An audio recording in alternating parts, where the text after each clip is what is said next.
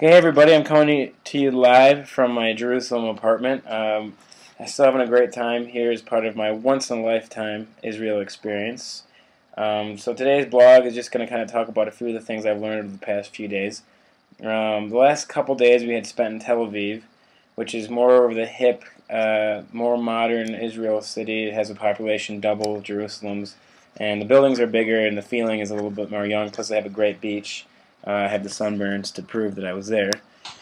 And we learned a lot there. I think the one thing that really stood out to me was definitely our visit to a place called The Better Place, which is a Israel company that has actually figured out a plan for the infrastructure to develop an economy that is weaning itself off of foreign oil and is actually able to sustain a population that can drive around on electric cars. And I drove one of the cars. It drives great, drives fine, it's quiet, and it actually gains energy when you have your foot off the pedal. We've had electric cars for a long time, but we just have never been able to figure out the infrastructure to be able to have an economy that's using them on a mass base. So this company has actually worked with the government, and they're going to be putting in over 10,000 stations, like little small electric stations, for people to be able to recharge their battery in their car. That's really cool. And I think also they're developing this in Denmark, I believe. I might have to check back on that one. Anyway, I thought it was really cool and really connects to some of the initiatives that we're looking to do in Lansing and Michigan. As we all know, for a long time we were the manufacturing capital of the world. We produced all the cars that everyone drove. Now a lot of things are changing, and the world is becoming a much more competitive place, and these innovations are being developed elsewhere. And so I think we have a lot to learn about some of these things going on in other places. The next day we traveled to a place in Jerusalem called Abu Ghosh, which in my mind is probably the coolest, most important place that we actually went to so far on the trip. And at that place it's really just an anomaly, and it seems like it's out of a movie. It's in this little small village. 6,000 religious people are living together. Now they're not all Christians, they're not all Muslims, they're not all Jews. They are all living together. They all represent, for the most part, the three major religions in the world.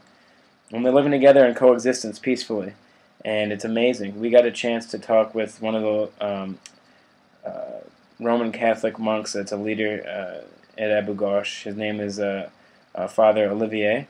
He traveled from France about 30 years ago to the city, not only changing his life, but he's changed the lives of many people around him.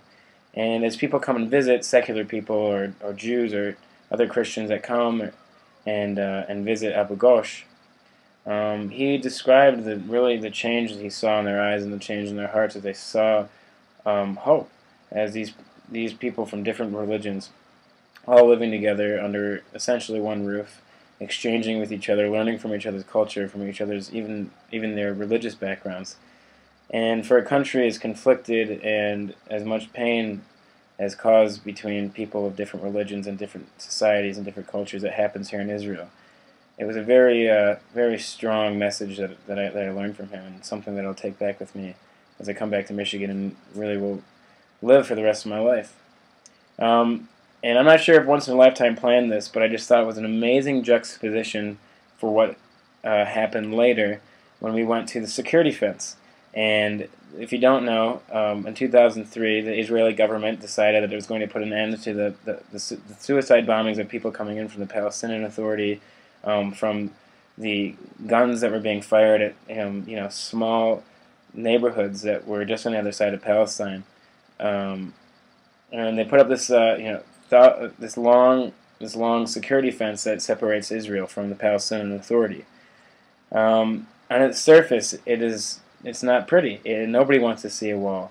It's preventing terror. It's been working. There hasn't obviously been shootings over the wall since it was instituted, because there's a wall there and it's impossible to shoot over it. It was amazing to see the juxtaposition between that, which is not something that's peaceful. It's, in the long run, I guess, making the conflict go on. There still is no understanding between Palestine and Israel. They still are fighting. They're still at war. And I actually had an opportunity to go meet the father of Gilad Shalit. Some of you in my Israel audience might know his name, but for those that don't, Gilad Shalit was kidnapped by Hamas, the terrorist group in Palestine, about 4 years ago. Actually, 1,508 years ago to be exact. I learned that because about 3 minutes walk from where I'm living here in Jerusalem is the Prime Minister's house, and right next to that is Gilad Shalit's family that has been staying in tents there since Gilad was kidnapped 4 years ago to put pressure on the Israeli government to negotiate with Hamas and bring him back. Now, there's a huge cost for this. Hamas has demanded that over 1,000 terrorists of their group be returned to Hamas in exchange for this one Israeli soldier. And on paper, and in the media in the West, it seems that this is an easy solution. There is no way, diplomatically and even for safety purposes, that they can do this. They can return these thousands of murderers to Hamas in exchange for this one person. But you know what I've learned is that there are individuals and there are real people behind all these things. And when you meet Gilad's father, Noam, and you see the pain and you feel the you feel what's in his heart, and it's not a comfortable feeling. And coming from a guy that really didn't know much about this beforehand, I really could feel it from him. I could see how tired he'd become in these 4 years of living in a tent, of praying for the day that his son comes back. You realize how deep these wounds are in this country and how hard this conflict is to live with.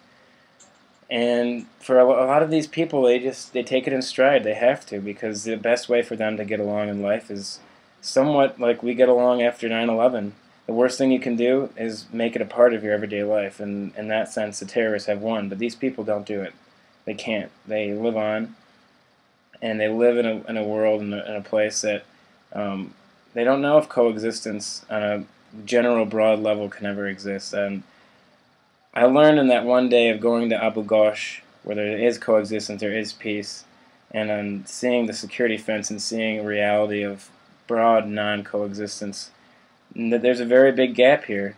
And for these people here, it's continually important that bridges are developed, that mutual understanding is reached.